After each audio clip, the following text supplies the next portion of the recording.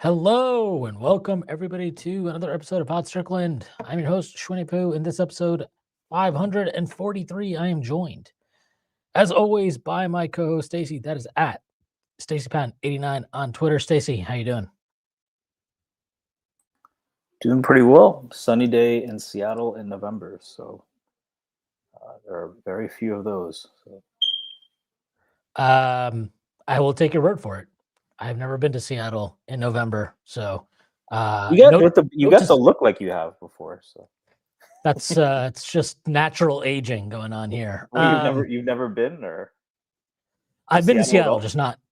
I've been to Seattle not in November. I've gone in the spring. I've only been once. I went in May one time. But I'll make a note to myself not to go in November. Okay, we will discuss our travel plans later. But we're going to talk about the Knicks. We have a lot to get through. A lot has happened since we last talked. We'll talk about all of it, and it'll be fun. Before we do that, I do have to make a few announcements. First, being that Strickland has a YouTube channel where, if you're watching right now and you have not done so already, please hit like, subscribe to the channel, leave us a comment. That'd be a huge help to us. Strickland also has merchandise, which you can find on our website at www.thestrict.land. There's a link that'll take you to a merchandise store, all kinds of cool stuff on there, like t-shirts, sweatshirts, hats, coffee mugs, water bottles, you name it, we got it. Strickland also has a Patreon, which you can subscribe to. There are a number of different tiers. There's $6 tier that gets you access to Pod Strickland, the podcast that hosts every Friday with Prez. You also get access to Takes from Matthews Bozos, a podcast hosted by Andrew Steele, aka Dog, along with Zach Blatter, and you get access to the Strickland Discord with the conversation never stops. There are further tiers. There's a $9 tier that gets you access to Strickland Roll, the pod that I host with YC, where we rant and rave about the Knicks even more. You also get access to one of our premium articles by our staff, and you get access to Strickland NFL, which you guessed it is a podcast about the NFL that is hosted by Konstantin Metrikos and Desmond Novak. There are further tiers. It's $15 tier, $30 tier, $50 tier, and a $100 tier. Those come with a variety of additional benefits, like listening on our pod recordings, merchandise discounts, and even potentially co-hosting a podcast alongside yours truly one day, whether you choose to subscribe or not. None of this would be possible without you, and none of this would be possible without our sponsor, FanDuel. Thank you to FanDuel. They will take care of all of your betting desires, hopefully not needs. Okay, before we talk about the specifics of the game, I did want to talk about one thing that I think has look, a lot of things obviously come up through the course of the season. Things that are good, things that are bad, things that get people frustrated. One that has come up a lot over the last week, I feel like especially, is, and Mike Brown himself has kind of talked about it. He talked about it before the game yesterday. He said that he wanted to, use his bench more, use his depth more, give guys more of a chance. I would say he gave Yabusele more of a chance. I don't know about using his depth more beyond that. And like, I firmly believe that development is not as simple as throw guys out on the floor and let them play. I don't think that's how development works. I don't think that's the only way you can develop as a player. And I don't think that's the only way that a coaching staff can help a player develop. But what I will also say is, when the Knicks made the Karl-Anthony Towns trade, not just the Karl-Anthony Towns trade, right? But when they started kind of cashing in chips, right? So you traded quickly in RJ to get OG. Then you trade Grimes in a couple seconds to get Burks and Bogdanovich. Then you trade Bogdanovich and all your picks to get Bridges. And then you trade Randall, Dante, a pick to get Cat. You are now at this point of your team build. Yes, you're trying to contend. Yes, you are contending, I would say. But you're also, as we know, in this complicated cap world that the NBA exists in now, you're up against the second apron. So you have all these financial restrictions. And we also know that kind of the value of each dollar in the NBA that you commit on the cap has never been more important. And so once you made all those moves, it became very important, necessary even, let's say, to find value on the margins. And some of that they've done very well. I mean, we will talk about Landry Shamet for sure, but you talk about a guy that you got on a veterans minimum deal right now, playing the way he is, that's finding value. But another part of it is you need to find sustainable solutions. things that are not year to year, you're chasing after something. And the best form of that, obviously, is developing players that you've drafted. And I understand that it's very possible and maybe even likely that players they drafted in the 2024 draft, like Pacome Dadier, like Tyler Kolek, like Ariel Hukporti, maybe they're not good enough. Maybe they're never going to be good enough no matter how much you devote towards them in terms of development, resources, time on the court, whatever. They also took, Mohamed Diawara this past year in the draft. Now, he's kind of the newest fixation, I guess, fascination for fans of this guy needs to play. We need to get him on the court. We need to give him chances. And, look, if these players, the four that I just named, if these guys are ultimately not quality NBA players or quality rotation players, at least guys that can give you viable minutes in the regular season off the bench, that is ultimately on the front office. More than anybody else, that will be on the front office. But I think what is the purview of the coach is to find out what he has in these players within reason. So when I say within reason, what I mean is I think most reasonable fans are not expecting. I wouldn't even think most reasonable fans last year would have expected any coach, let alone Tom Thibodeau, to come out and throw Dadier on the floor for 15 minutes a night, or Kolek for 20 minutes a night, or Hukporti for whatever it is. But you wanted to at least see the attempt being made, give these kids a chance, and let's see, look, maybe they're not going to be helping us in April or May or June, but can they help me on a back-to-back in November? Can they help me in a stretch of 4 games and 6 days in February? And that didn't happen last year. And one of the things that was cited by the front office, and maybe not cited by the front office is probably the wrong word to use, but some of the reporting that came out in the aftermath of Tom Thibodeau being fired effectively and Mike Brown being hired to replace him, and Mike Brown himself talked about this, and they hired they made a big deal about like the development staff that they were adding and hiring and things of that nature. One of the things was we have to be able to develop, the players we draft. We have to do a better job of that, so on and so forth. And thus far, through the first 14 games of this season, we have very limited proof of concept of whether that's happening. And if it is happening, how effectively it's happening. And I'm going to be completely honest. I don't really care about Tyler Kolek not getting minutes because while I kind of think he would be okay, like I don't think he's changing your fortune. I also think he can eat some minutes right now in the regular season. I'm not of the opinion that he's a total waste of space. But the Knicks are pretty well stocked at guard, right? You've got Jalen Brunson, you have Deuce McBride, you have Jordan Clarkson, who's playing really well for them. Landry Shamit's playing well.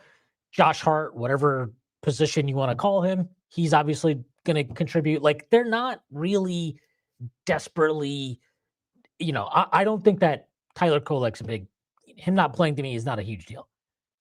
Maybe it's a big deal in the sense of you committed, 3 second-round picks to move up to pick the kid, and gave him this 4-year contract, sure. But I mean, in the sense of, I don't think it's a big deal because I don't think that they're dying for minutes at guard or they're giving minutes away at the guard position that are being used unproductively. Pacome Dadier, Mike Brown has been very transparent, I think, in his comments when he's made them publicly that he personally thinks that Dadier needs to grow up a little bit. Not in the sense of he's an immature kid or anything like that, but I think understanding that this is a man's league and every rep counts. Every second you're out there counts. You have to play with a certain level of physicality and desire. And right now he doesn't think that he's doing that. So that's all fair to me. What's a little bit less certain for me is, to an extent, and a much lesser extent, Ariel Hukporti, who did get some opportunities at the start of the year, I would say did not necessarily acquit himself to the the heights you maybe would like to see. But over what we've seen of him over 2 years, I would still say, like, I'm fairly intrigued. I think the size and the athleticism is worth giving an opportunity to more often than he has. Um, and yeah, so it is a little bit disappointing that he hasn't played more, but I'm even sympathetic to that because you obviously have Mitchell Robinson, you have Carl Anthony Towns going to play a lot of minutes at center. I think he is in the process of working Gershon Yabusele back in the rotation, and we know he's going to take some minutes in the front court, both at the 4 and the 5. So I'm a little bit. I can understand how that's happening. The Diawara thing to me is actually quite frustrating. Not in the sense of like I'm not sitting here. I think we also need to accept that if this was Tom Thibodeau, we would have an idea of if this guy hasn't played really at all in the first 14 games, he's probably not going to play. You know what I mean? Like that's just how Tibbs operated. I don't know that's the case with Mike Brown. Maybe that's true. Maybe he's going to operate in the same way. But I don't know that to be true. So setting that caveat aside, Mike Brown himself has talked about he wants to get Diawara more minutes. He started him the final preseason game of the final game of the preseason, and I don't know if you recall, but he basically said like he wanted to reward him for how he practiced effectively, which to me would indicate that he's practiced quite well, and not just practiced well, but practiced hard and done what the coaching staff has wanted to, and maybe even gone above and beyond, for all I know. And when we're at full strength, I think it's not as frustrating. It's not as I don't get why he's not getting an opportunity. You get it. It kind of makes sense why maybe it's hard to working him in. We're not at full strength, and very specifically, we're missing OG Anunoby, who is, I think you would agree, the Knicks' only established anyway true big wing. And the reason why, so he's out right now. Who knows when he'll be back? I think he'll probably be back around Christmas. Diawara is the only guy then that, by Mike Brown's own admission, has caught his eye to some level, and gives you a dose of not just size at that, on the wing, but also I think the type of physical tools that when you're playing this kind of gap scheme they are defensively, you really need. And yesterday he played 1 minute, I think 1.5 minutes, maybe something like that. In that 1 minute, he helped force a turnover on an inbounds play, basically forced a backcourt. He blocked a shot at the rim after I think it was Brandon Williams got a blow by. And unfortunately, the Knicks were not able to corral the defensive rebound. And, I think Dallas they grabbed it and they got fouled, went to the free throw line. DOR comes off the floor. That's it. That's all we saw. I find that disheartening because then after the game, I forgot what exactly Mike Brown said, but he basically said that like he wants to get Diawara more minutes because of, the stuff, the tools and the athleticism that they kind of need right now, especially with OG out. And I just wanted to bring all this up because I think there is a real conversation to be had here about not just the development of these players, but why I think it is actually really important that he give at least Diawara a shot because they do need to get contributions at these kind of from somewhere on the fringes of the roster. And they need very specifically another wing, another big wing. I mean, this is something we've talked about going back 2 years ago, let alone now. And, if you're not going to give him a chance in these games in November, and like, it's very possible Diawara comes in, and if you give him, let's say, I'm not asking for a lot. Let's say 4 or 5 minutes in each half, something like that. So 8 to 10 minutes a game. And let's say in those 8 to 10 minutes a game, he looks overwhelmed. The game's moving too fast for him. He's a foul machine. We know his 3-point shot is not where you really would want it to be. Maybe those things are a really big detriment, and he's just not ready for prime time yet. And so be it. Now we kind of, that, right? You know that for sure as a coaching staff. You would know that. But right now, but like if he's good, right? Let's say he comes in those same minutes, those 4 to 5 minutes in each half, and he's actually good. He's contributing. He's making plays on the defensive end. He's helping you clean up on the defensive glass. He is at least keeping things ticking over offensively. Well, now it's like, okay, now I know that I can use this guy throughout the season. And maybe there will still be nights where you don't go to him. But then there can also be nights where it's like, hey, we're shorthanded because Hart's missing this game, or OG's out for a week, or whatever the case may be, or you need him situationally. You talk about like the end game situation last night. In theory, Diawara in a situation where you're going to be switching everything 1 through 5 could be very useful. But you won't know what you have until you give him a chance. And if you're not going to give him a chance in what are still, in November, lower leverage games, that's a little disappointing to me. And it was disappointing to me in Miami because I thought, again, in the 1 minute he had against Miami, I thought he looked pretty good. I thought he looked up to the task. He made a play defensively. Like, these are things that should earn you more time. And Mike Brown is saying that he wants to get him more time.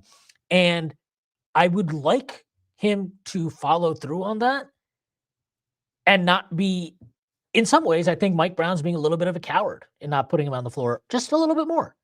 Because I think he wants to kind of, he's still trying to develop the top 9 guys in his rotation and figure out how he wants to run everything on a night to night basis. And I understand all that. But OG is out. You do need a big wing. You need something on that wing with size and real capability. And I think he has the potential to be that, And again, like I can only speak for myself. I am not talking about throwing him out there for 30 minutes.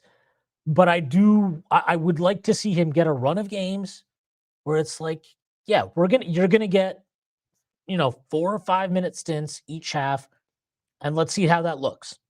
Let's see how it looks, and we'll go from there. And let's see that for a couple of weeks. And now we actually can maybe extrapolate a little bit more positively, negatively, whatever, based on his play. But I just wanted to say that because I do think like this conversation about development and stuff like that, it's not about, at least for me, it is not about mindlessly throwing these young kids out there and acting like, this is still 2019 Knicks or something. Like, we understand this team is a contender, or everybody should understand this team is a contender, that they have expectations and goals that extend beyond, maybe making the playoffs or whatever.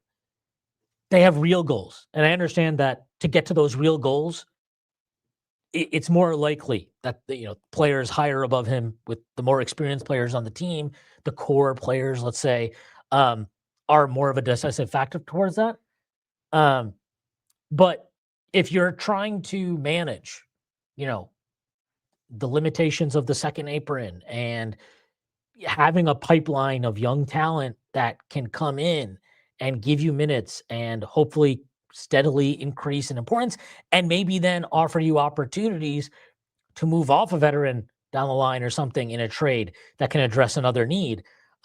These are things you need to do. And I think these are the things that organizationally they kind of hinted at when they moved on from Tom Thibodeau. So this is not me killing Mike Brown or calling him, calling for his head. But yeah, I would say, like, if I had a disappointment through the start of this season so far, that would probably be it. I think that there needs to be a little bit more time afforded to these younger kids anyway. And again, I want to be very specific with this. I mean, very specifically Diawara, and to a lesser extent Hukporti. And for that to not have happened, despite the fact that the Knicks have actually dealt with a decent amount of, this guy's out, these two are out, okay, OG's out now, whatever. Yabu's working himself back into shape. Despite them kind of working through those things and maybe having that chance now to, hey, you know what, let's give this kid a shot tonight. That hasn't happened. I would say that is a little bit disappointing for me. Yeah,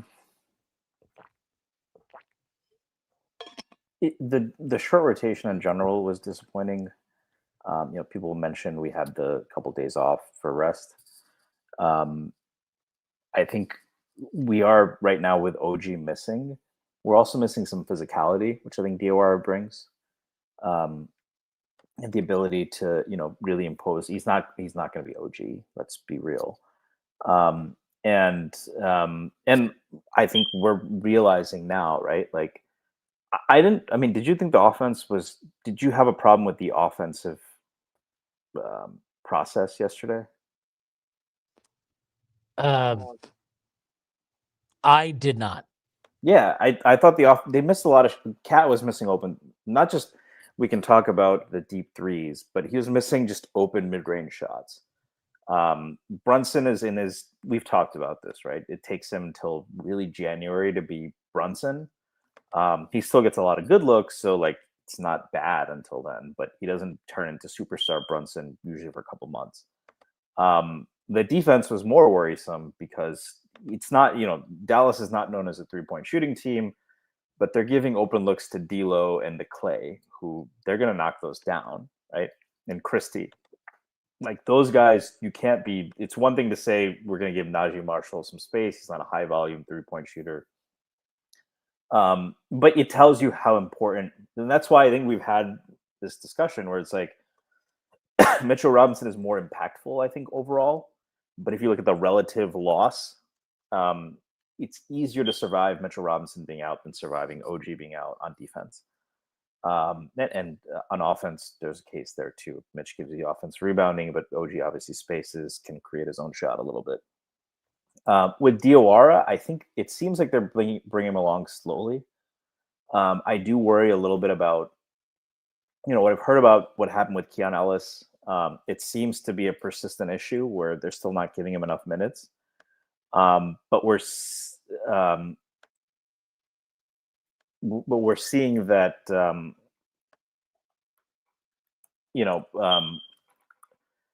we're seeing that he doesn't trust Deuce versus Shamet. I'm largely okay with that decision. I think you are probably too. One, Shamet has played extremely well. If we play a team like Cleveland, I wonder if Shamet can be quite as impactful as a point of attack defender, but he's good at getting skinny through screens. He is really good off ball. The effort doesn't wane. And he's a very, very smart off ball player. He is. I would like to have this conversation a little bit later on a different topic. Because I'm wondering if Shamet is just giving us what DiVincenzo was giving us before, because I think that's not a crazy thing to say after the last few games. But I think with Diawara, I'm encouraged because I think that like it's 1 minute last game, a couple more minutes this game. I think they're building up to that. I think Brown is navigating this thing where our record isn't great. Detroit is great. We need to keep winning games. And he's still finding trust and knowledge about the roster. I don't know enough about his past rotations to know if he's going to be like that all the time or if he's going to continue to evolve. I wouldn't say I'm worried about it. I think I would agree with you that this is probably the one thing where I was like, he's also not actively detrimental in the same way. He might blow rotation. He might try to do too much on offense, but he's generally in the right spots. He's not going to be physically overwhelmed. I think that there was an opportunity probably to play him a lot more, and they didn't. And it's tough to find minutes. To your point, right? Hart has been shooting, I think, 48% from three over the last few games. Is he? I mean, he passed up one. Is this who he is now? No, I mean it's also a product of passing up on. There was one in the first quarter where he was wide open. Yeah, and above the break. Yeah, above the break, but still, like he had 10 feet of space. I mean, they weren't even closing to him; they were literally just standing there. And he pump fakes on a non-closeout and drives and tries to bank it in. And I don't know if he was trying to bank it in, but it was a very ugly. His floater isn't bad, but it was not a good attempt. Josh Hart floater or Jalen Brunson floater? Right now, Like I said, Jalen Brunson floater is kind of more of an iffy proposition right now. But I think I'm encouraged at the fact that DOR is getting on the floor. I'm encouraged by the fact that he's still playing Deuce quite a bit. He's trying different lineups, and it's tough. I mean, OG in many ways is a linchpin for this team. It creates a lot of issues. So I think that's a tough thing. He doesn't trust Dadier for whatever reason right now. I think, and I'm almost okay with that because he was so transparent about it. Like he was transparent about it in preseason, and I think if you're transparent about it as a coach, then at least I'm like, okay, that's your evaluation is that Pacome Dadier is not ready for this yet. That is not his evaluation of Mohamed Diawara. That's what makes it frustrating, and that's not really his evaluation of Ari Hukporti either. He's talked about, he's so athletic, he's so fast, he's talked up Hukporti too. But the Diawara one especially is frustrating because you're like, well, you're telling me all these things that sound awesome about this guy and that you like about this guy, but then it comes game time and you're like, you put him in for a minute and then it's like, okay, that's enough. Come back out. It's like, I mean, his minutes haven't been damaging, really, right? So, right. The minute he played yesterday, he literally forced a turnover and blocked the shot. Like, seems pretty good. Can I throw this at you? I think this is more of a common thing in football, but I wonder if DOR is just a better in-game player than a practice player. I mean, maybe it's possible, but like again, Mike Brown himself seems to be like what he's shown in practice. So it can't just be that he's barely played him in games. So I don't know. I don't know how to explain that. I do want to get to this comment. Thank you for the super chat. This is from Jeffrey Glynn. Yabu looked better. I like his screening a lot. I did like the screening from Yabu. I thought that was very good. So I'm not, again, like I guess Yabu's emergence also kind of makes it, I don't know, to some degree, it can prove challenging that if you're still trying to find minutes for Diawara, but it doesn't seem that unworkable, honestly. Like it just felt like he's just not able to fully get to the point of trusting Diawara, and that is an issue for him. Yeah, I would. Yeah, I don't know what it is. I think it's partly just he's a new coach. He's trying to win games. But I would say that the fact that he's getting on right now early in the season as a rookie, to me, is like, I'm not worried long term. I think he'll get on the floor in the playoffs, Yeah, I agree with that. But it's good to see Yabusele contribute. I think he's moving better. He looks more attuned right now defensively than he was earlier in the season when he felt like a step slow, both in terms of like just physically moving, but also just reading plays, understanding where to be. I thought he played quite well on the defensive end the last few games. If anything, I thought, it was weird to me how he was using the Miami game. I thought he definitely should have played a bit more then. The 3-ball right now, it feels like he's super aiming it. That he is not confident in that shot.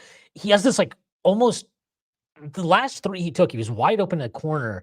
It almost looked like he arched his back to the side before he shot it, and it just did not look like a comfortable shot. He was short as hell on it. So I don't know, that's a confidence thing. That's maybe that's still part of him getting his kind of legs under him, so that he can shoot with more confidence. But they really, really need that to come around for him, because if he can start hitting threes, there is a versatility to the player he is and what he provides. You kind of saw a glimpse of that last night when they played the lineup where it was like him, Cat, I believe Brunson, Clarkson, and Hart to close. Was it Hart? Maybe it's Deuce. I don't remember off the top of my head. Towards the end of the first half, And that lineup, or sorry, it was Bridges. That's what it was. It was Bridges was the fifth guy. It was a 5-out lineup. You could see the shots they were getting were easy. The defense held up. Granted, it's this version of the Mavericks, which is not a good offensive basketball team to say the least. So yeah, I don't know. I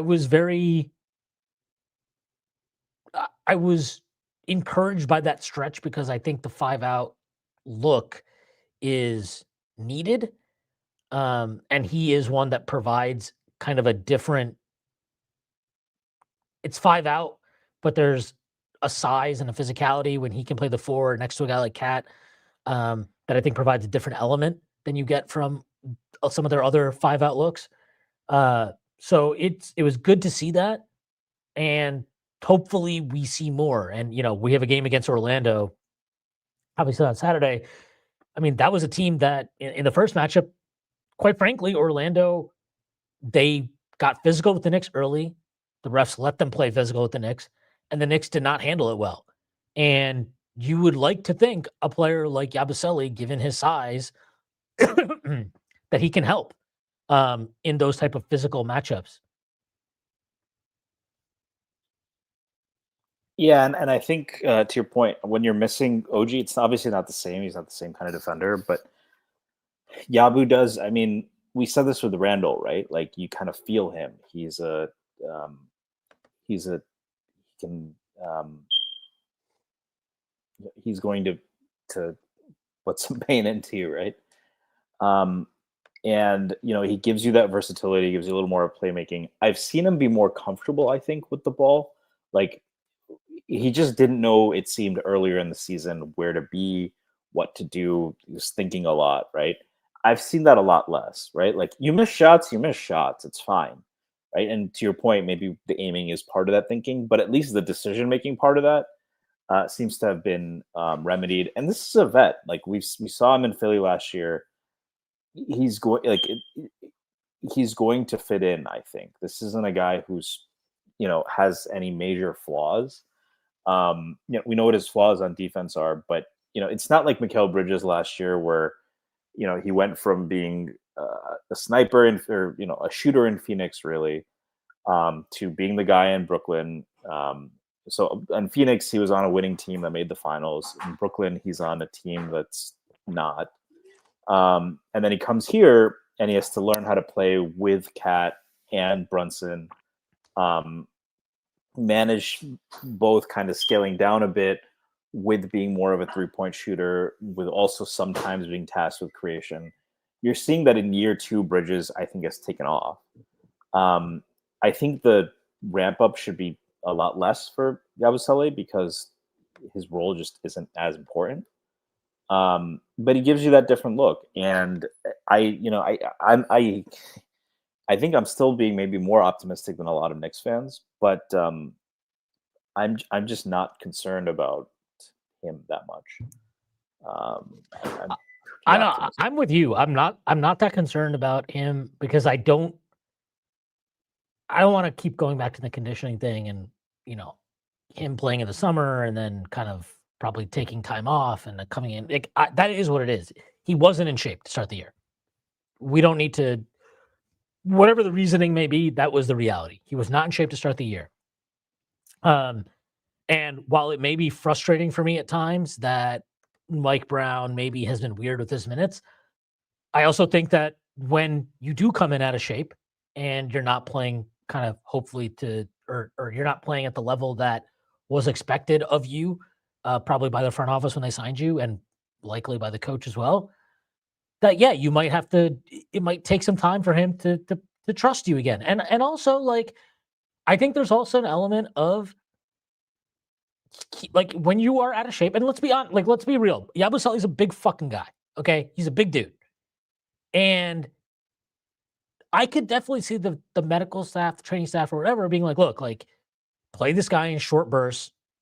Don't play him too many minutes. That's how we manage this right now until we ramp up his conditioning. And that is challenging for a coach because you know what? It's not just him, right? He's having to deal with the same thing with Mitchell Robinson. which is why I don't understand why Mitchell Robinson is starting, because I think it just is making a lot of things more complicated than they need to be in terms of rotations. That's a separate issue. But yeah, I'm not worried about Yabusele really. Like, it would be nice if he would start making some threes more consistently. It'd be nice if he was shooting confidence more consistently. But I think the decision making is getting cleaner offensively. The screening, as Jeff mentioned in his comment, that's certainly good to see. I think he is a good screener. I think he has good dribble handoff skills, which we know are important in this system. So I am cautious. I remain cautiously optimistic about Yabusele. I like what I've seen of him over the last week. It's getting better. We need more. I think we will get more as the season goes along. This is from Kenny Meir. He says Orlando's size really hurt the Knicks in the first matchup. They consistently were shooting over smaller defenders. It's a perfect matchup to throw Diawara on Franz for a few minutes. Yeah, and forget Franz, right? Because Franz is, however good you think Franz is very good, and he is kind of like their top gun, let's say. So maybe you don't feel comfortable throwing him, into the fire in that sense right now. I think that's reasonable. But you don't think Diawara could help out on a guy like Tristan da Silva, who's playing really well for the Magic and shooting a high clip from three? Like, there are guys that you can throw him in or throw him on in that matchup. And sure, if he gets, stuck on Franz at a certain point, I wouldn't think that he'd be physically overwhelmed in that matchup. And that does matter. But yeah, I agree. Like, I think the Orlando matchup is one where, I mean, you even have some proof of concept of this going back to the 2023-24 season. Orlando was a team that gave us trouble that year. I think they went 3-1 on us in that season series. And in all those losses, it felt like that size on the wing was very tough for us to deal with on both ends. And then you get OG. And, OG actually plays the Orlando games last year. It doesn't feel as overwhelming. It doesn't feel as much of a size mismatch. And yeah, like I just this is like, if you're going to give him a chance, I really think you got to do it early in the season. And I really think this is a good matchup to try it out. Because if he's situational, right? Let's say like, oh, he's situated. Okay, this is the kind of situation you'd want to use him in then, against a team that has all these kind of big jumbo size guys, and isn't necessarily the most dynamic offensive team in the league. Certainly not the most dynamic offensive team in the league. But obviously has this overwhelming amount of size really across the board. This is a matchup to give him a chance, an opportunity to see what he has. I would like to see it again. I would like to see it on Saturday. I wish we had seen it against Miami on Monday. I wish we had seen it last night. But, c'est la vie. It wasn't to be. But, Saturday is another day, and hopefully Mike Brown gives the kid a chance.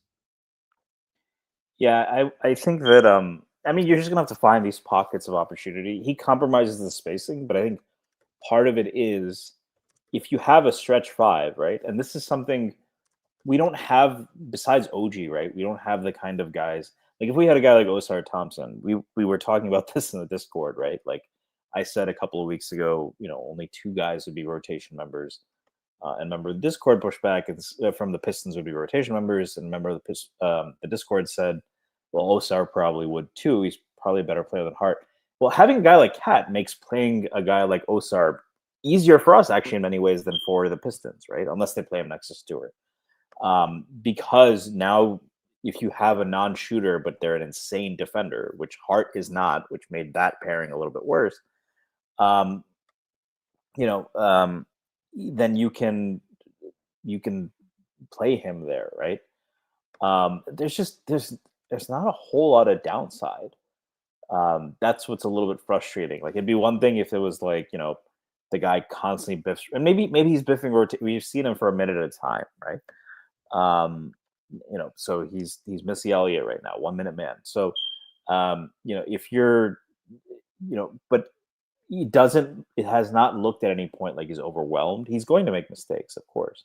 he does remind me a little bit of Hookporty last year, where it was like, yeah, there'll be mistakes, but he generally knows what he's doing, and just the force there should give you some help. And Franz, you lay off the jumper, and there might be some nuance there that it's tough. Um, is he going to get his assignment on defensive rebounds? Um, you know, when he is a spacing issue, he's going to cut at the right time, right? Versus a guy like Hart who knows more intuitively how to cut, or Shannon.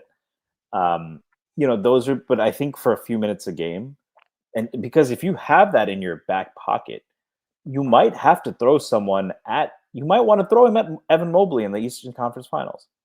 You might want to throw him at Jalen Duren for a second, right? If Mitch is in foul trouble, you don't really want Cat having to help and keep Duren off the glass.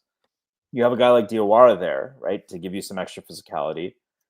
You don't know what OG.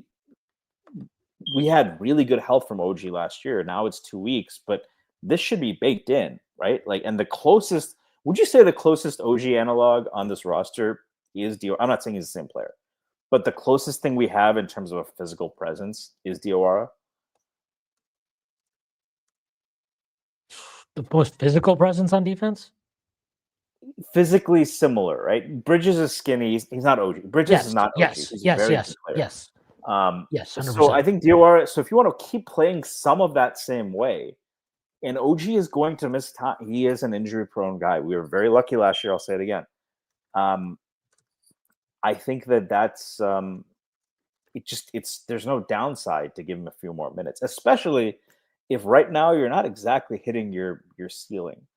I think what I would love is for the Knicks to build, and maybe this is what Brown is waiting for, like the Knicks actually, the 3-pointers fucking fall for once at a high rate, and you're up 20-25, and then you're saying, okay, let's rest Hart for a bit, let's rest Shamet for a bit, let's see what this guy's got, right? And give him some minutes. That might be what they're waiting for. I think yesterday might have been, and maybe the last 2 games were both, these are worse teams than us. The Heat is one thing because they're, the Heat are weird. Maybe Brown expected that at some point we're just going to blow this game open with the Mavs, which it looked like at the beginning of the third quarter we were starting to do. Obviously, it didn't turn out that way. And then we can just kind of give him some more minutes, right? But I really don't think there's much downside, and there's a huge amount of upside to giving him minutes, just in terms of how you want to play and what he can do for this roster. I mean, he allows you to play so many different ways. You can play next to Cat. I mean, I don't know how good of an offensive rebounder he is, but I'd be intrigued to see him next to Mitch if you can just pummel teams, especially if it's like Shamet, Deuce, and Brunson next to them. So you have 3 pretty high-quality shooters. One guy could bail you out of any spacing issues, and then you can pummel teams on the glass. I think there's an interesting number of possibilities there. Yeah, look, I think we've talked a lot about maybe things that Mike Brown isn't doing that we would like to see more of. But one thing that he deserves a ton of credit for is the play of Landry Shamet. Obviously, Landry Shamet himself is responsible for how he's playing, but Shamet was a guy that at last year at various points was a DNP CD, you're going to get 8 minutes a game. He was out of the rotation in the playoffs after the first couple of games. He was a fringe player at best coming into this season. Coming into training camp, we weren't even certain he was going to be on the roster, right? There was talk about, well, maybe Garrison Matthews is going to take his slot, or maybe, whatever may be the case. He's had to kind of earn his keep here in New York, and he's done it. And he's thriving right now for Mike Brown. I mean, he is maybe, if he's either the biggest or second biggest reason they beat Miami on Friday at the Garden. And he hit the 2 biggest shots of the fucking game last night. And I don't blame him for missing his free throws because Clyde changed the shit out of him at MSG. Clyde, don't do that shit anymore. Sick of that. Don't do it. But he hit the 2 biggest shots of the game, and he got 2 huge. I mean, he had 2 really nice defensive stops late in the game. Obviously, the final play of the game, he draws an offensive foul, and it was an offensive foul, by the way. I know that there are Pistons fans on Twitter who are very, very mad that we beat them in the first round last Bro, year. it looked like he was trying to grab Landry's ass. Do you see that shit? Like he was like reaching around, like yeah, like I'd understand if it was Yabu, right?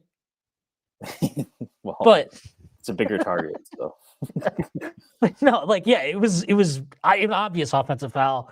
I don't think there was any. It's only controversial because it was the call was made. If that was Cat, they would have anticipated the call 3 seconds before he did it and called the foul on him. But like, yeah, he's playing great, and if we're gonna be critical of Mike Brown for not trusting a guy like Diawara or giving him a chance, you have to give him credit for putting his trust in Landry Shamet and Landry Shamet for rewarding him, right? Landry Shamet is playing, I don't know, I don't want to say the best ball of his career because I think dude, can I bring up DiVincenzo? Can we bring up DiVincenzo as a comp right now for what he's doing? I think you gotta see it play out a little bit more. DiVincenzo had a crazy year in New York. I mean, that was like a wild shooting year.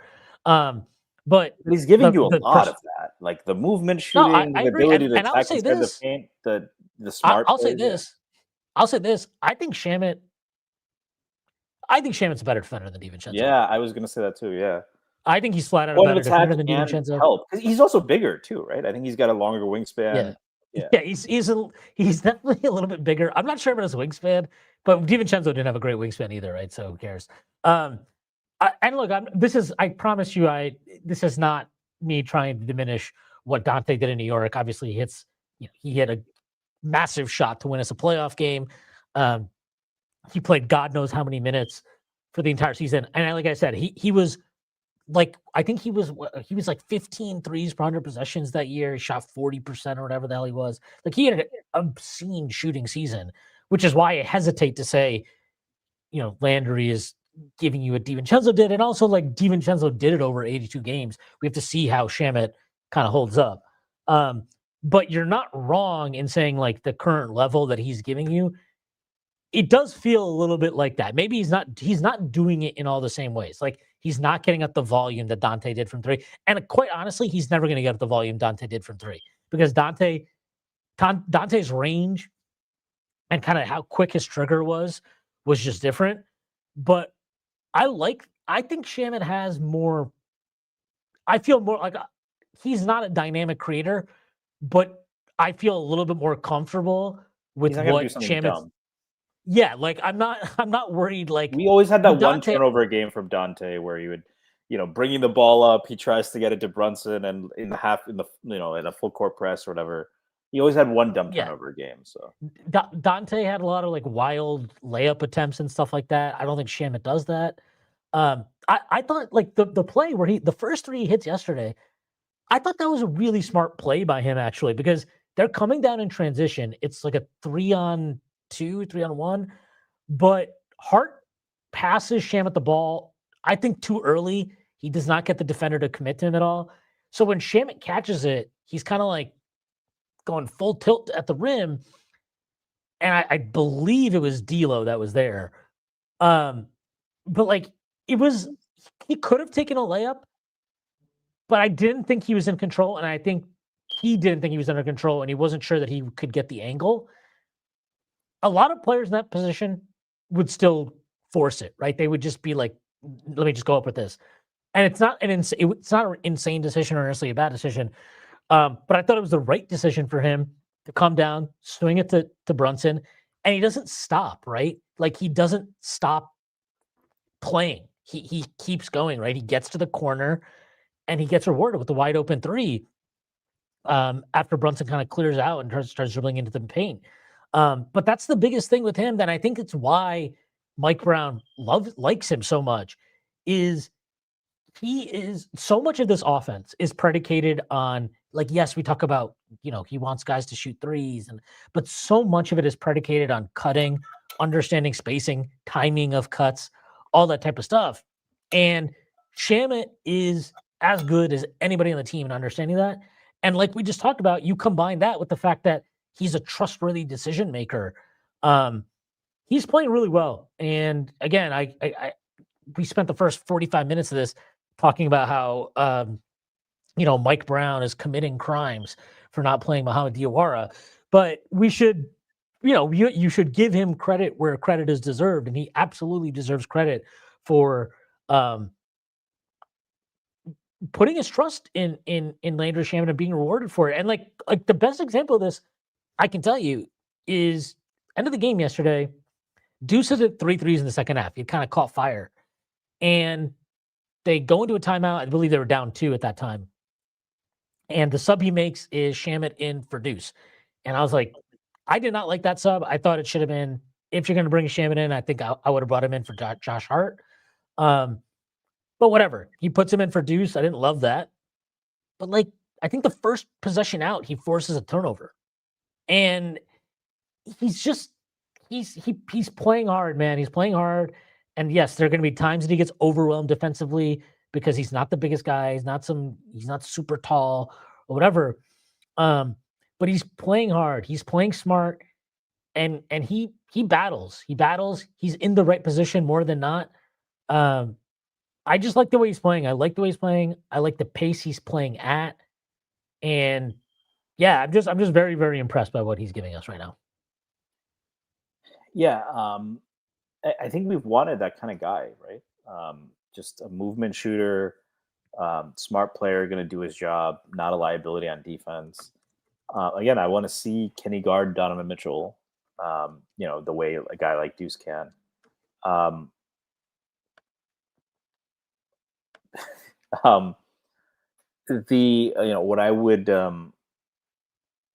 What I'm interested in is, let me throw this back to you.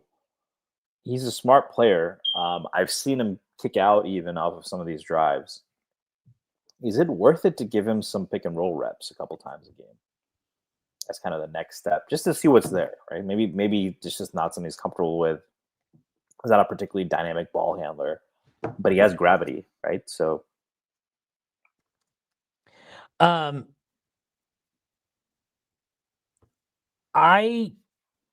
am not sure.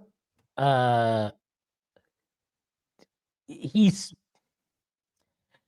not even really running that many like pick and rolls to begin with. It doesn't feel like, or at least they're not coming down, okay, everybody sprace out and then running 1-5 pick and roll. Yeah, there's always window not doing dressing a lot of that. Shit like that. Yeah, if they get to pick and rolls, it usually happens within the flow of the offense. It's like after you kind of run a DHO and then you come back around, set up the pick and rolls. Can maybe they make it more of a focus to put him in those positions within their offensive flow? Yeah, I think maybe. But I'm not sure that you want to necessarily do that. Now, it's worth mentioning, and even Mike Brown mentioned this, that Shamet played point guard in college. So he's not like incapable of running a pick and roll potentially. But it's probably something I'm not fully on board with.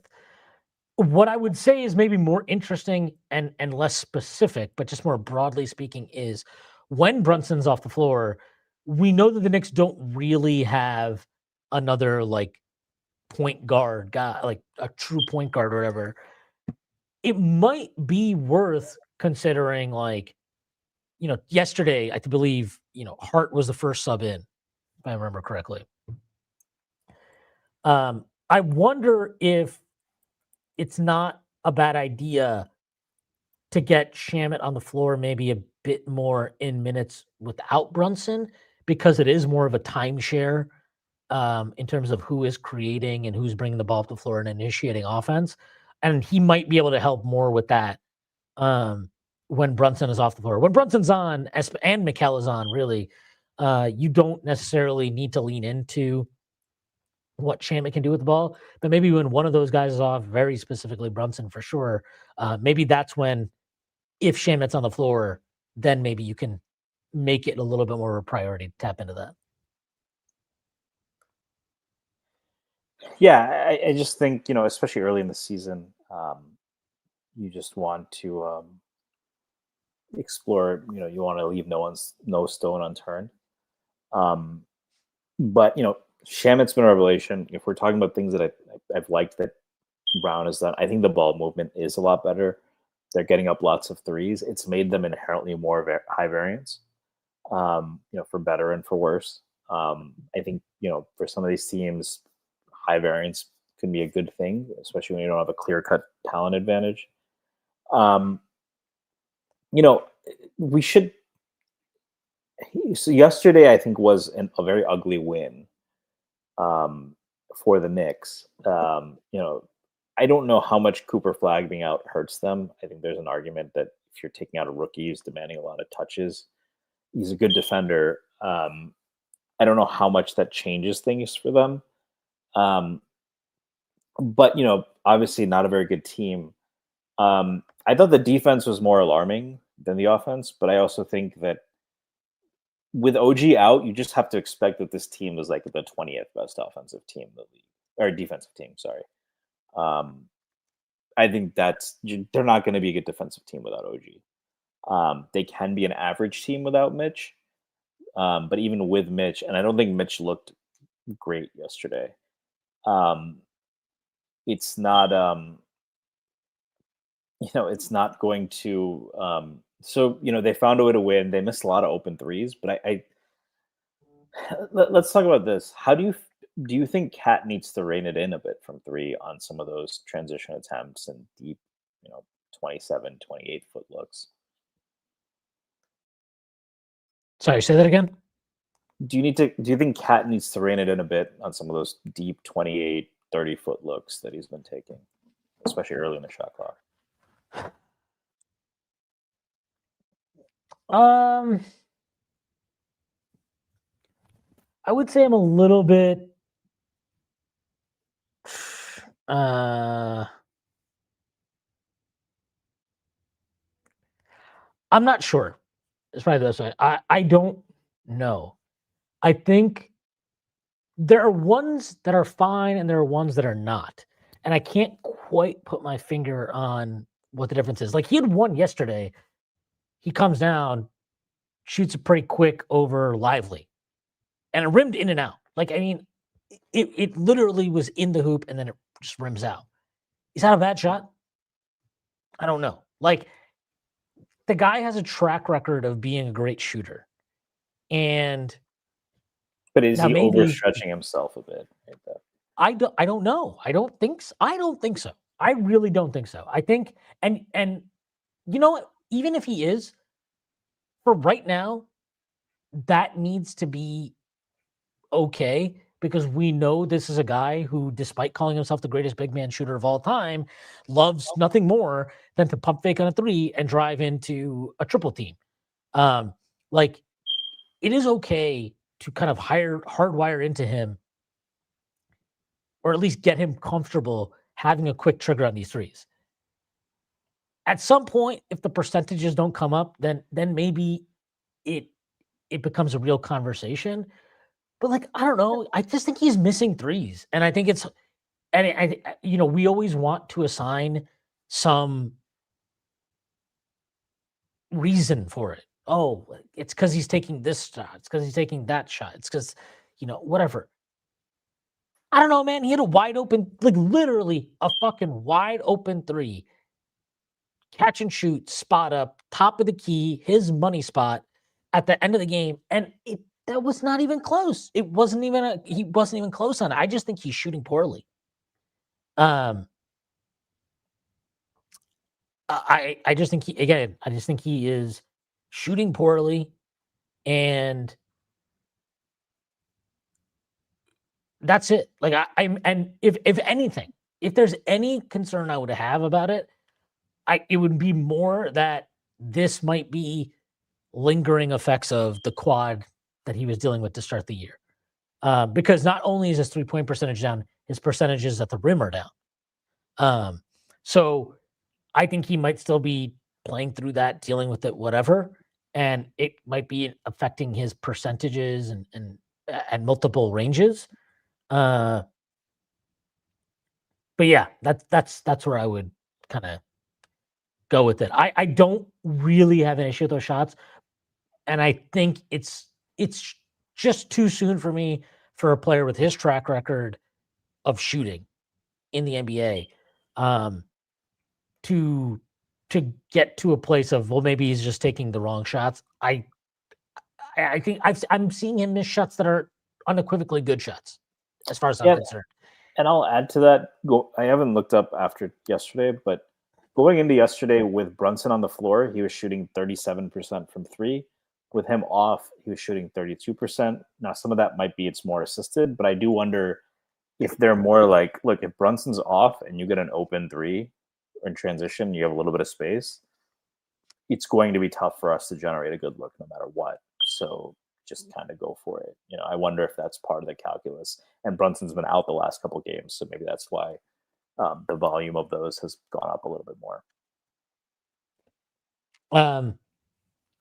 Yeah, it's again 16 game or 14 games. Sorry, it feels like a ton, but I mean, you're more well versed in numbers than me. Like, this is still very much small sample size you're dealing with.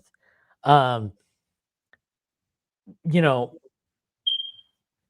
the hell what was Bridges shooting from three like 3 games ago? He was like 48% or something, right?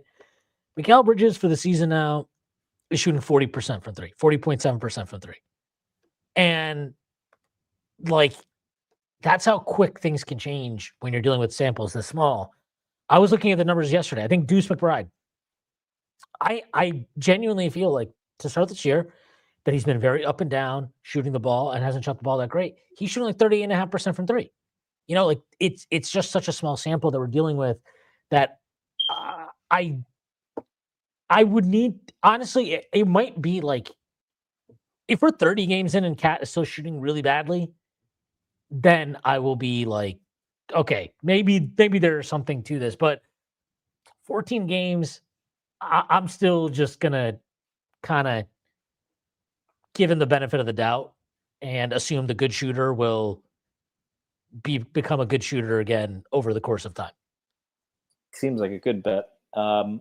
Yeah, so I think we're 14 games in, so it's about a sixth of the season. Are you still in wait and see mode? Or we talked about Diawara and some of what we like about what Brown is doing, what we don't like. Has anything changed about your assessment of this team for good, for bad, since the beginning of the season? Yeah, there's a couple things. I have not. I don't want to call it there's like and I mean this in a funny way. This is not like but like, every coach has a Josh Hart problem. And what I mean by that is like, and I actually completely sympathize with this because I feel it as I'm watching games too, where Josh Hart will do infuriating stuff, but then he's always capable of making these kind of like momentum plays, 50-50 plays. But more than anything, I don't know. Like, I just mentioned earlier, like when he took out Deuce to put in Sham, and I was like, maybe I would have taken out Hart there. But also at the end of games, I'm kind of like, I want Josh Hart on the floor, I think. Like, there's just something to having it. Like, I understand that push and pull because Hart does seem to have this knack for coming up with big plays and hitting big shots and whatnot. But there are also drawbacks to having him on the floor that become more and more apparent the more he plays. I mean, towards the end of the game, they were running this lineup with him and Mitchell Robinson in the fourth quarter that I thought was just like really bad. I mean, they had no spacing. Brunson couldn't get to the rim. Nobody could get to the rim because of how much they were sagging off Hart. Like they were just in a complete kind of like dogfight, and they were not. It felt like you were trying to win a dogfight instead of, why don't we just try and blow this team?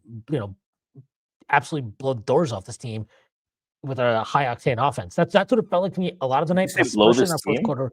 I don't know. That was what they were trying to do. I mean, were they Bubba? I don't know. So, but yeah, it just felt like they could have done that lineup was not working, and Josh Hart was part of that lineup. And even at the end of the game, right? Like there's a possession where they run a pick and roll with Josh Hart and Brunson at the top of the key. We've seen this. We saw this last year all the time with Tibbs. They trap Brunson. He throws a beautiful slip pass into Hart. Hart is a 3-on-4, and he's not sure what to do, and it doesn't actually generate. He tries taking a layup, gets blocked. Fortunately, he's able to recover the rebound and then swing it out to Shamet, who hit effectively the game-winning 3 at that point. So it's really hard, but when I say if there's another thing that's a little bit disappointing to me with Mike Brown, and I want to couch this disappointment with. I also think if you want your coach to experiment, then you have to let him do things that you are not the biggest fan of.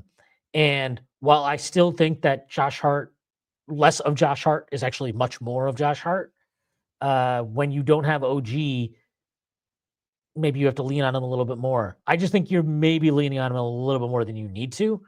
And I also would like last night was just a really weird coaching game to me for Mike Brown, because for the majority of the night, they just didn't play 5-out lineups. And I did not understand that at all. I thought it was a really bad decision. I thought it was probably his worst coaching game since he got to New York. So I don't know. Maybe it was just a one-off thing. Maybe he wanted to see something. I don't know. But when I say he has a Josh Hart problem, it's not like I'm saying don't play Josh Hart. It's not like I'm saying Josh Hart is terrible. I just always think less is more with that guy, in the sense that the flaws that we know are inherent to his game matter a lot less when you play him fewer minutes. And I think his defensive focus wanes less when he is on a tighter minute schedule. So, that would probably be my one other maybe disappointment's maybe a strong word for it, but that's probably the main one. And then I guess tied into this is I will never understand it, but it seems like we're on yet another coach who does not seem to believe that you can play Deuce McBride next to Brunson for large swaths of time. And I don't even want to belabor the point, because I just fundamentally disagree with that, if that is how he feels and how he is operating. It's possible, though, he just thinks that Shamet, and to be fair, Shamet's played great, so who am I to say otherwise? But maybe he just prefers Shamet to Deuce, and that it's as simple as that. But either way, I think if I was going to say a couple things, those would be the other two. And then again, the Mitch starting thing, I just don't like it. I don't like it. I don't get it. I think it overcomplicates Don't everything. like that talk. Yeah, I don't. It's overcomplicating something that doesn't need to be overcomplicated. He's on a minutes limit. You can't play the guy more than 22 minutes a night, and even that's usually a stretch. You usually want to keep him to under 20. So you have two centers who you absolutely trust right now, right? You have Mitch and you have Cat. So you have two centers that you trust. You play both them together with the starting lineup, and then you pull Mitch 3, 4, 5 minutes in, and then Cat goes 5. And now you have to figure out how you run your rotations through the rest of the half to have at least one of those guys on the floor at all times. It's unnecessary. If you just start the game with Cat at the 5, you're going to get a big boost off the bench, because Mitchell Robinson off the bench is a killer. And you're still going to have the ability to play Cat and Mitch together. And you get to do it against bench units, which I think is a much more advantageous situation for them. I think the lack of ball handling when Brunson is off the floor and spacing in general is less of an issue when you do that, when you play those two guys against bench units. And I think the ramifications of starting Mitch Robinson and having to figure out your rotations from there, I think that's part of the reason why there have been some weird minutes things, and in terms of Yabu and Diawara not finding time, and maybe he doesn't want to play this guy with that. The intentions are good. I do think that it's possible that Cat and Mitch and that starting lineup is their best. It's possible that's their best lineup, right? When OG is back, maybe that's their best lineup. But you don't need to play your best lineup to start games. You just need to play your best lineup as much as you can, really, and in the best situations that you can. And I do not believe that starting Mitch achieves that. So if I'm naming my disappointments so far with Mike Brown, I think those would be the three. But the last one being the one that I think is far more important than anything else, because there's so many downstream effects of that decision throughout the course of a game. Yeah, and we'll see if and when Mitch's minutes limit gets lifted. I think if you look at I don't think it's getting lifted. I don't think it's getting lifted. Ever? No. I think if you look at the teams that were most worried about sorry. it, I think in the playoffs. In the playoffs. So you may want to, he may be, if that's what we're concerned about, right? If you play Detroit, I do think our best lineup is double big, especially if they have Stewart. But even if not, I think we saw that last year where Mitch was able to really pummel the glass. And, especially against a team that plays such good defense, you need some of that to generate extra possessions where they're just not going to allow a ton of good shots. Against Boston, I would have said I think that 5-out worked, but we saw that Mitch worked well. Against Cleveland, if you play, and Boston's not a factor this year, right? So against Cleveland, they play two bigs to start, right? So it's tough you're asking OG to guard Mobley, you're asking Cat on Allen.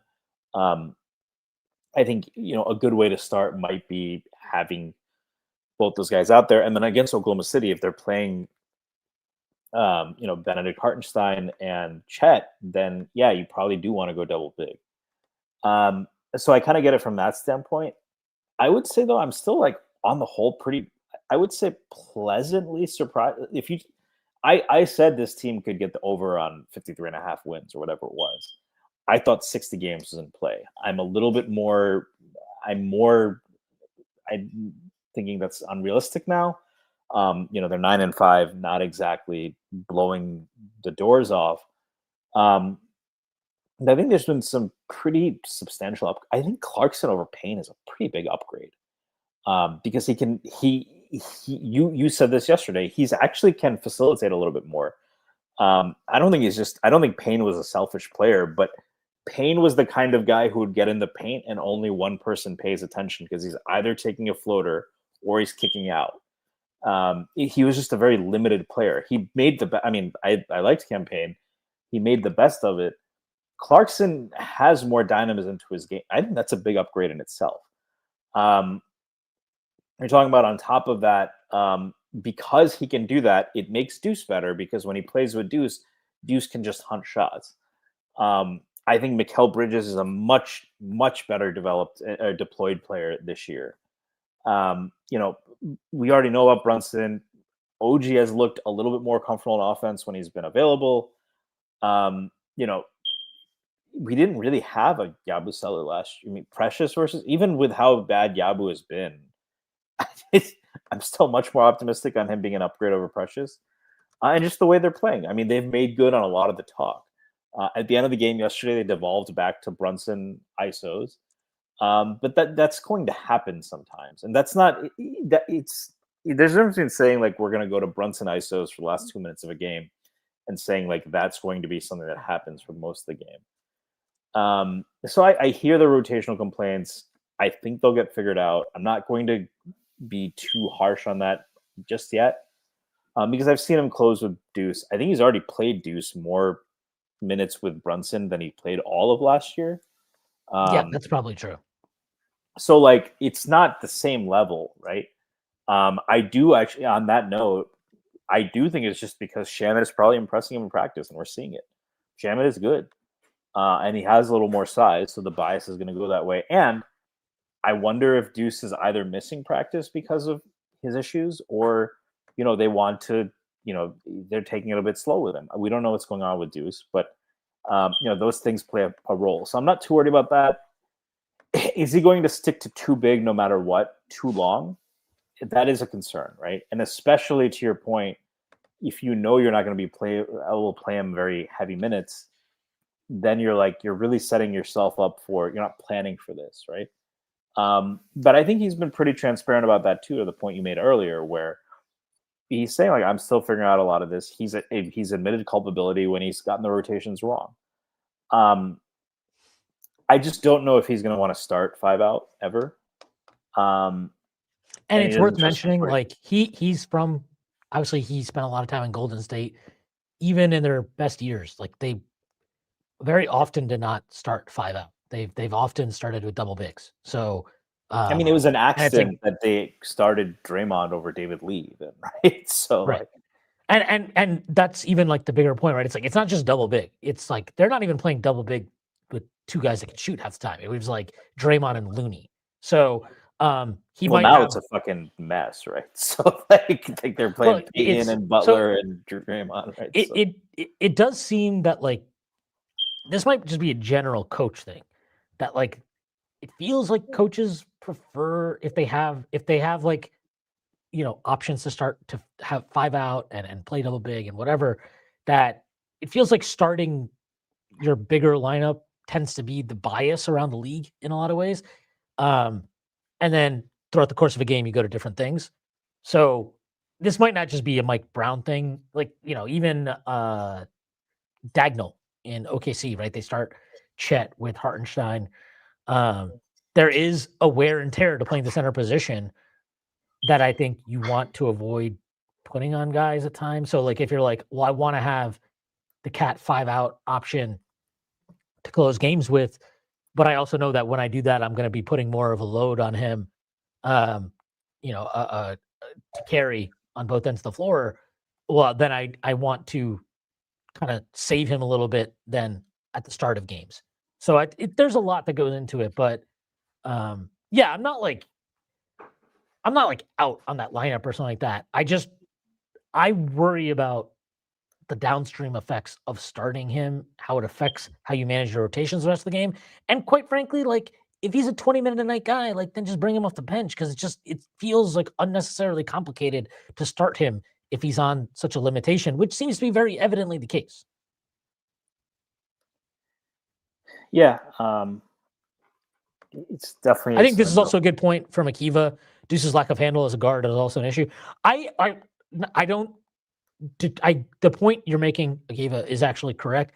I will say, like, I actually think Deuce's handle is pretty good. He just can't leverage it into anything. Like, he's just not comfortable when there was a play yesterday where he gets into the paint, but like before he actually touches the paint and commits a defender, he has swung it out to somebody. I think it was Bridges, and no advantage was created. And it's like you gotta have that comfort level of like, okay, I think Deuce can beat the first line of defense now, definitely more consistently than he could when he first came in the league. But then does he leverage that into anything? And too often the answer is no.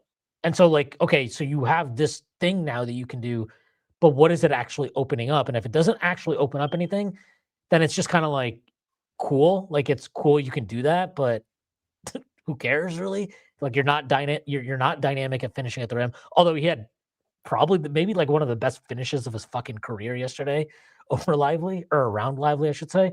But he doesn't leverage that initial kind of advantage, maybe that he is giving himself the potential to create enough for it to matter. So yeah, I think this is the fair point where Deuce's just lack of ability to really be much of a creator on the ball is a limitation, and that can be part of the issue as well. Yeah, it's interesting because I would have agreed with this statement verbatim most of the last couple of years. Because I think like one thing you used to see from Deuce a lot is he puts his head down. So that to me tells you it is a handle issue because if you put your head down, and everyone puts their head down, right? Brunson puts his head down when he drive. But when you're facing the defender or you're not like committed, most players, most point guards can keep their head up. I used to see Deuce just put his head down immediately or turn his back. I see it less this year. I see him probing. I see him keeping his head up.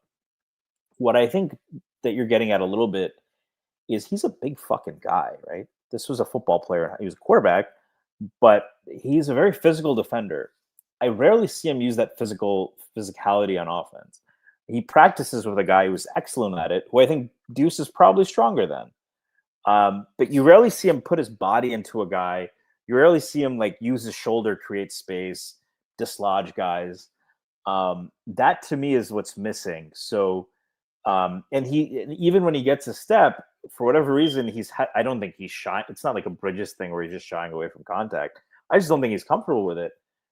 So he'll leave promising drives. He'll step back, whatever, or settle for a jumper. When use your body, and I think that's something I've wanted him to do since the draft. There was one reason I was high on him on the draft. I was like, he doesn't use his body. At West Virginia, he was playing with two bigs. So to me, I was always like he doesn't get a lot of rim attempts. The two bigs doesn't help. But I think like getting him to get into a guy's chest a little bit, and then that opens up the midi game, right? And if they're overplaying that, you draw fouls. He's a good free throw shooter. So I would say to me, it's the physicality that I would have agreed on the handle point before. I think the handle has actually improved quite a bit. The burst is enough. He's just not using his physicality enough on offense. Obviously, on defense, he's very good at it. Yeah. I think that's probably fair. And look, I'll be completely honest. I like Deuce a ton. I thought he should have played more last year. We've all gone over that 500,000 times. I don't think he's had the best start to this year. Not since actually something off the court. Right? Yeah, the start of the year was really good. Actually, the first couple of games that he played were really good, and then whatever was going on with him, he left the team for a couple of games with personal issues. Then he was questionable for the Miami game last week, or was it on Monday? For personal issues, he ended up playing. So I don't know. Maybe something's going on with him off the floor, like you mentioned. Maybe it's affecting his practice time or something. So it doesn't really matter what. I mean, it does matter what's going on with him, but it's also important to be like, if I'm trying to set some standard of like, I will be rewarding guys for playing well, then I'm cool with rewarding Landry Shamet because he has played really well. And he had like maybe the poor performance of the season for the Knicks a week ago on Friday against Miami. It's okay to reward that. And obviously when you reward somebody, it has to come at another player's expense in a lot of situations. If that's Deuce for right now, so be it. But as I'll say, seasons are long. Role players' performance fluctuates quite often. I think there will be a stretch of the season where Landry Shamet's struggling and Deuce has it going, and then maybe that shifts a little bit too. So it's fine. Like, I think it's fine for right now, even if I have some reservations about it. We'll see how it develops over the course of the season. And, it's really as simple as that. I did want to talk about Mikal Bridges. He's, I believe, second in the league now in stocks per game. His shot has been he's definitely cooled off from three from where he was to start the year. I think he is again in one of his little I don't want to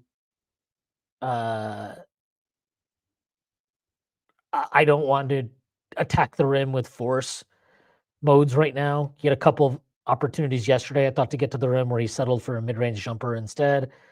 Fortunately, his mid-range jumper was going yesterday. So I would, but I think the difference between what is happening with him now and what was happening with him last year is when he wasn't scoring well last year, you just really did not feel like he was involved or impacting the game. And, his defense still has its ups or downs, but he's definitely benefited from not having to defend or not being tasked with defending the point of attack every possession, every game, all the time. He's playing with he's playing with more confidence. But also, I think because of how he's being used defensively, where he's off the ball more and he's kind of covering the gaps more, you're seeing him impact the game more as a help defender. The steals are up, the blocks are up. He had 5 yesterday combined, right? I think it was 3 steals and 2 blocks. He's just contributing in so many ways. And it's worth mentioning, like, he's averaging, I believe, 4.8 assists per game. He led the team last night in assists. think he's second in the team in assists per game. He's second in the team in time of possession per game. He's second in the team in touches per game. His usage is down, but like his involvement is way up. I really like how he's playing, and I think it's a good sign that even in this little stretch where it feels like he's lost a little confidence in the three ball again, maybe not getting to the rim as much as he did to start the year, that he's still finding ways to impact the game, and and positively contribute. So yeah, I just wanted to. I thought he's worth giving a shout out to, and I know he's had some weird kind of yips in these last few games in the fourth quarter, but he did come up with a big three last night when they needed it. So hopefully that's nothing more than just a little minor blip here. But he's played really well, and again, if we're going to criticize Mike Brown for a variety of different things, he does deserve credit for getting more out of Mikal Bridges so far this season because whether it was set or not, whether it was open or not, it was pretty clear to me that part of the reason that they made a coaching change was they felt that Tom Thibodeau was not getting enough out of Mikal Bridges, among others.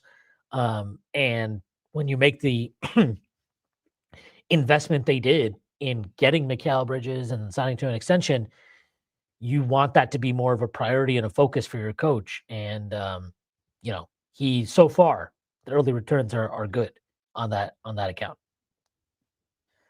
Yeah, I mean, I think he's been the most encouraging part of the season.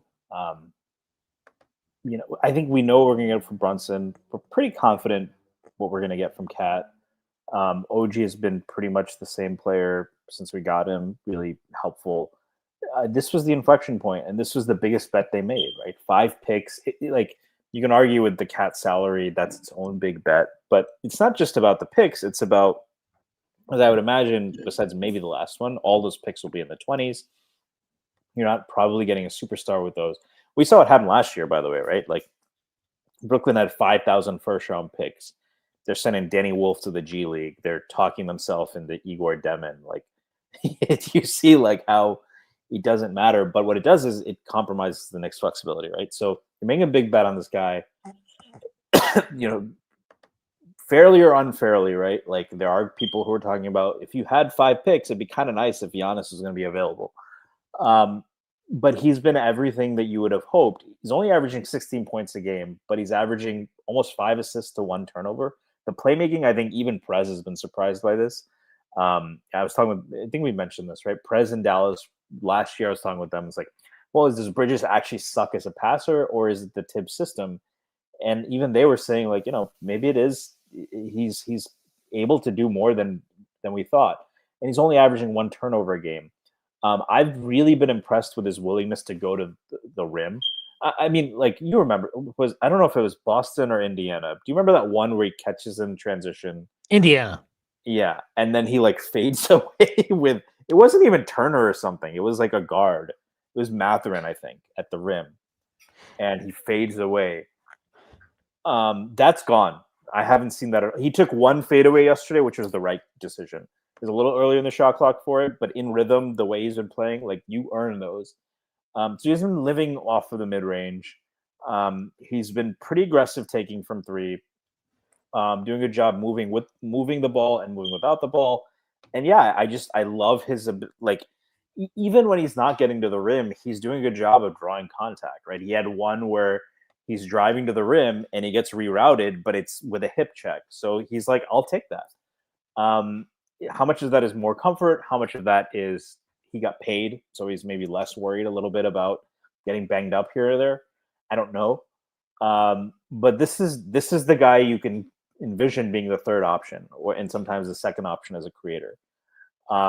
So Bridges has, and yeah, like to your point, now that they're playing Shamet at the point of attack or Deuce, when he's off ball, you see, I said this yesterday. It's like last year it was like you were playing, maybe this isn't the best example because Ed Reed is physical and probably could play press corner, but it's like you're playing Ed Reed at press corner where, if he's constantly working through maybe Palomalu. Maybe Palomalu is better. It's he's not you're not maximizing his skill set, right?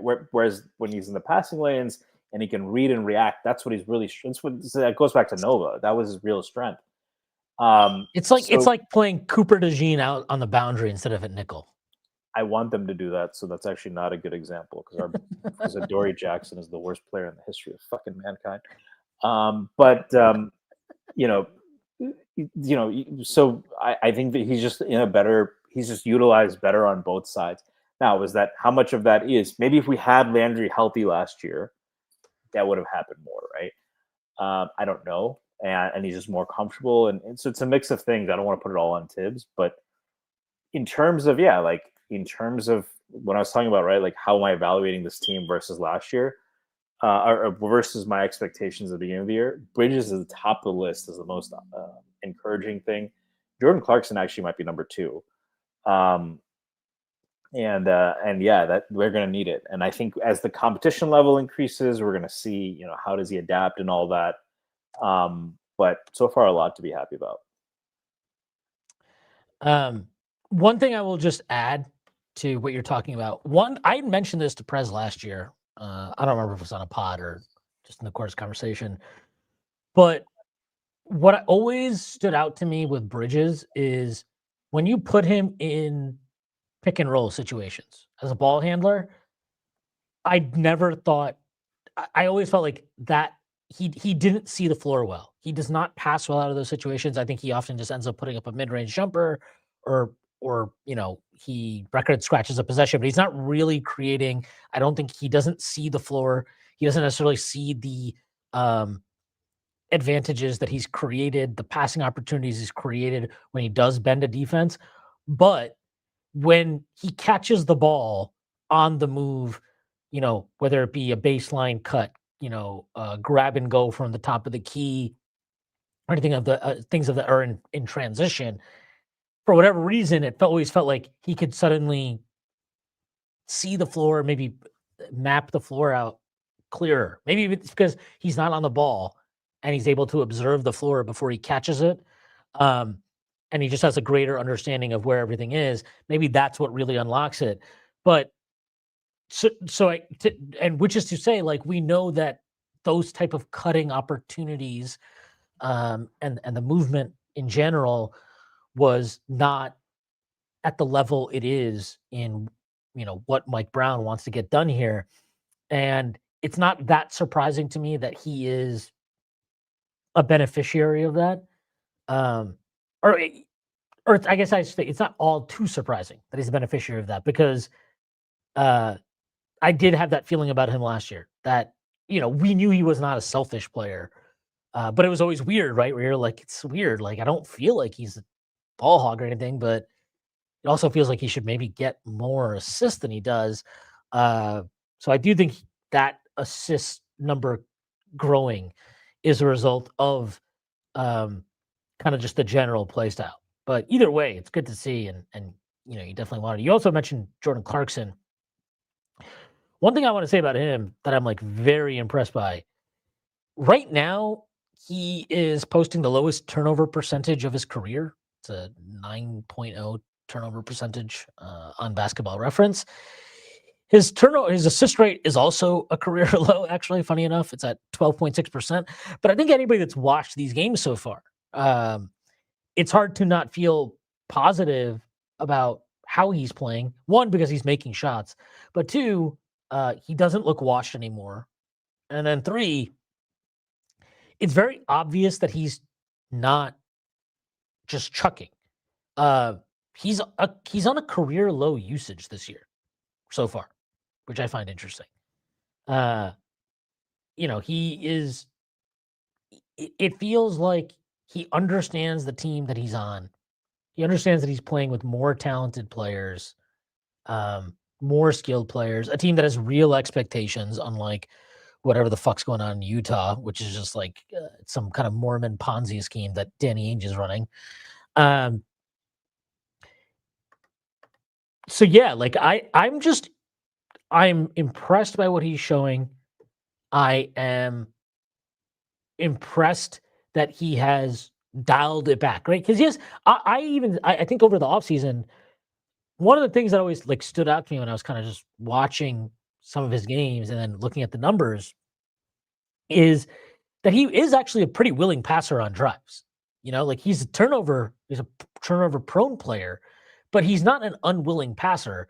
Yet he has this real kind of widespread reputation, maybe deservedly so, if you ask Mike Breen after that game at the Garden last year, of being a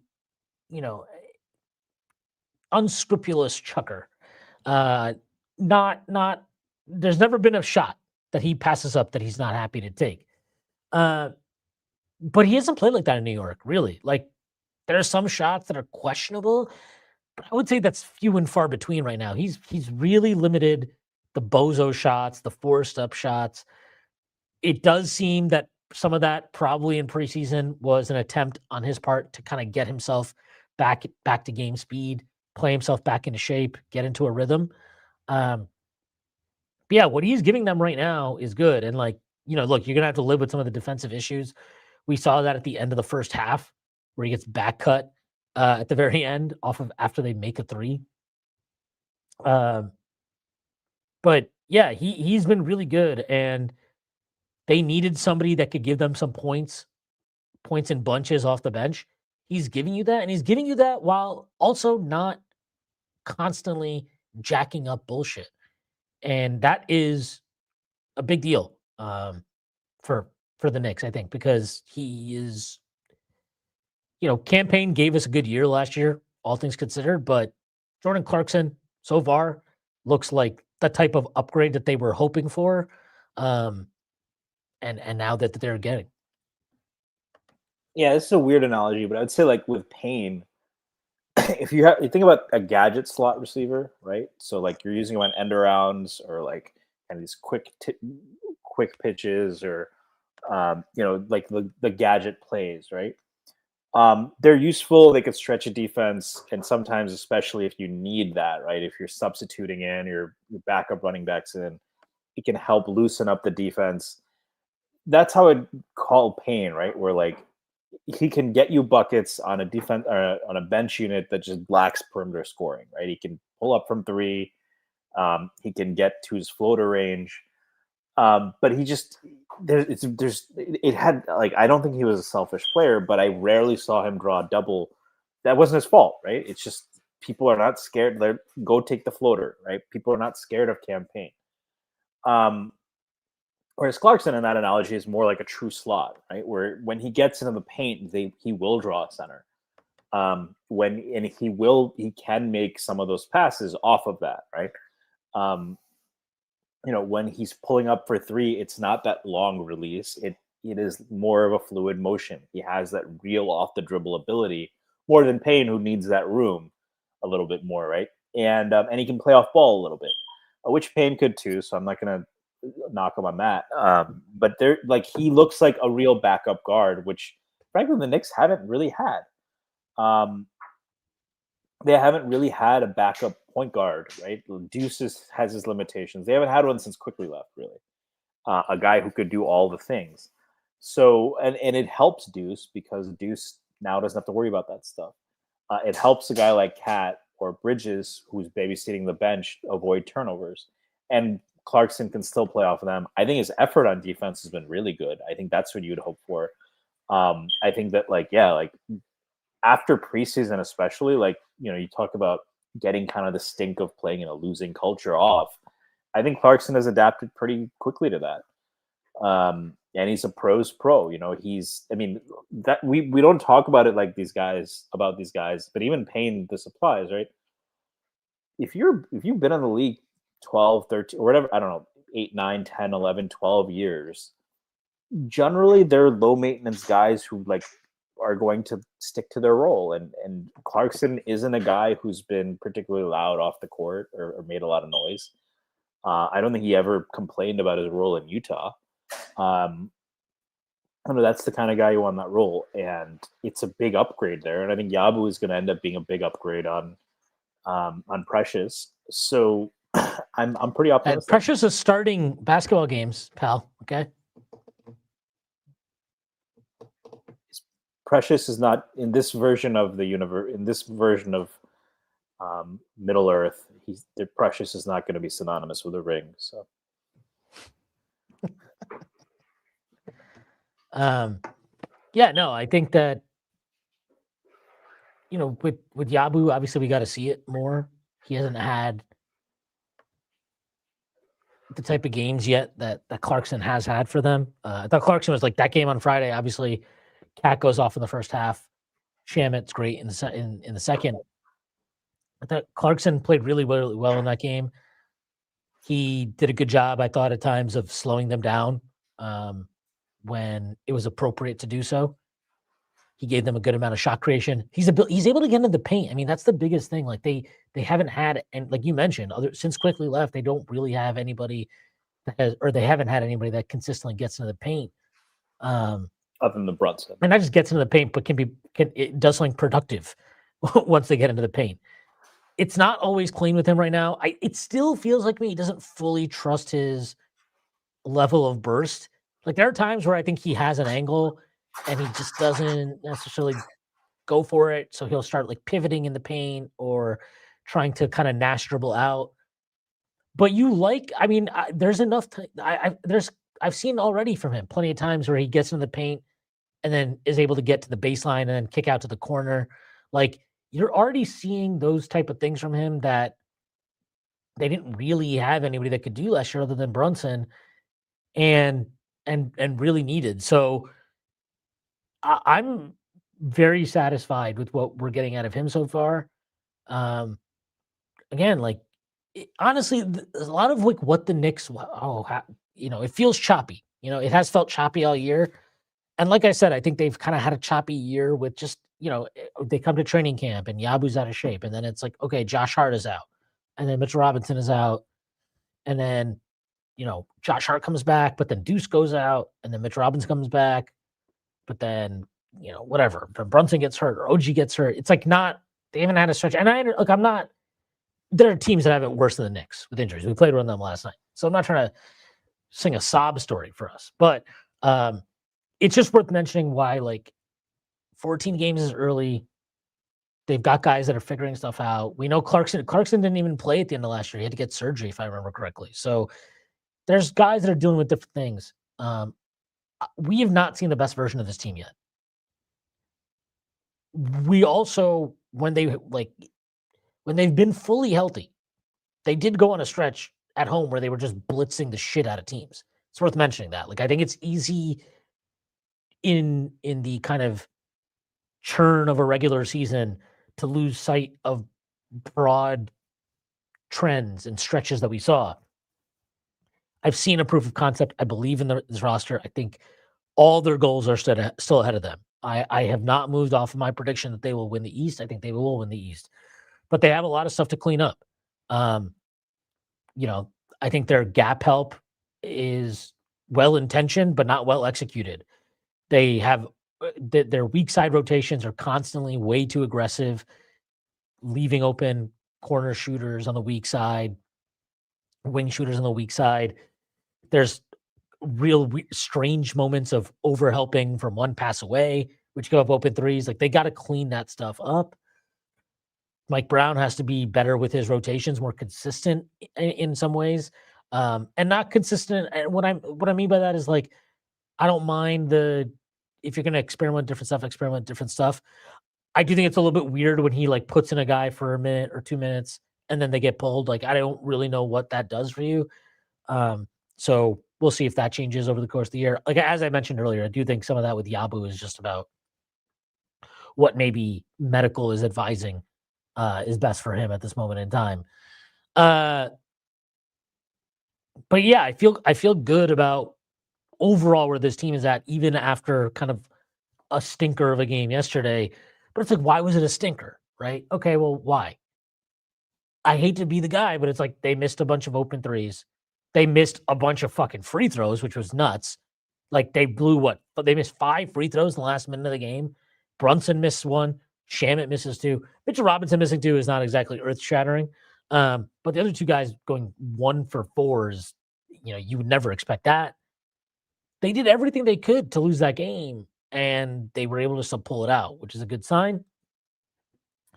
But yeah, I feel good. I still am not certain. I'm not certain that this is the final version of this team this year. I think that I'm not guaranteeing anything. I don't know anything. Something tells me that they're going to make a swing in the season. And I don't know what it is. And, maybe I'll be wrong, but it feels like something might happen. I don't know. That's just how I have you read seen the how. Knicks play any teams recently who may be looking to fire sale? Like maybe in the last day or so, with players that were appealing. Yeah, I mean, I know like Max Christie had a kind of quiet game yesterday, but he's somebody I would like. Najee Marshall did not have a quiet game yesterday. Had a great game yesterday. He's somebody I would look into. Like, I also don't want But these D'Lo. things- I've seen people mention D'Lo for all the reasons I Oh my like God. Clarkson. Just no, I'm good with Clarkson. D'Lo might be better. Who cares? Like, I don't know that every team that has D'Lo doesn't want him. It should tell you something at a certain point. And this is not like a Landry Shamet situation where it's just like, oh, this guy's bouncing around the league or whatever. Like it's like every team he goes to, there's always reports of like, oh, everybody hates him, and it's like, what? That happened again already? Like, you can take snitches get stitches, bro. you can take the Buckeye out of Ohio State, but you can't take the Ohio State out of the Buckeye. But yeah, I think you're right. I would not do the D'Lo thing. But even with the Najee Marshall thing, it's like, look, I like Najee Marshall a lot. Is some of that though that like I watch him kill the Knicks from three, it seems like every year. But then I look at his percentages for the year and it's like, oh, he's like 33%. And it's not on high volume. Max Christie is having a really great shooting year. I think he's the number one corner shooter in the league so far this season. Is he actually an upgrade, or am I kind of wanting him to be an upgrade? I don't know. And also to go back to the Marshall thing, this is also why I just want to see Diawara play. Because really the thing I think we need more than anything is one more big wing defender. Is it possible that the guy that we want is already on the roster and that's him? And is it possible that if Yabu gets his shit together, that him being able to play the four kind of helps bridge that gap too? It is possible. It's possible that we have everything we need on this team right now. I just don't know it yet, obviously. And 14 games in, you're never going to really know it. Like, you're not going to know it in most situations 14 games in. But they have a big test. They have a big test ahead of them here. I think this Orlando game on Saturday is a good, I'm not going to call it a gut check game, but it is a good, like, this team embarrassed you, quite frankly, last week. How do you respond? And yeah, I know you don't have OG, so maybe it's a harder task, but it's got to find a way. What are you prepared to do about it? Really? Don't let somebody come into your house, take your food. Yeah, but they have to. They've got to respond. We know that Cat was not good in that game. I mean, nobody was really good in that game. Even Brunson, I know that he put up numbers towards the end, but I didn't think he had a very particularly strong game. Yabusele, weirdly enough, was probably one of their better players that night. Yeah, they've got to be able to match the physicality Orlando's going to play. Yeah, but then they're gonna have to. They're gonna have to figure out how to match up with this team. And punch back, right? Like, this is a team that hits you. Like, let's see how you respond. I'm very, very interested to watch this game.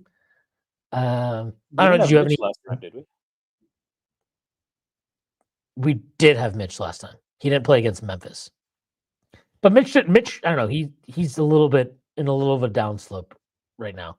I'm sure he'll be fine, but yeah, I think that's an opportunity area because Wendell Carter Jr. always has good games against us, but their bigs can be had, I think, on the glass.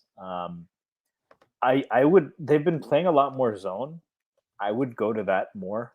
I don't remember how much zone we played against Orlando, but I'll buy Anthony Black shooting like Steph Curry again when I see it.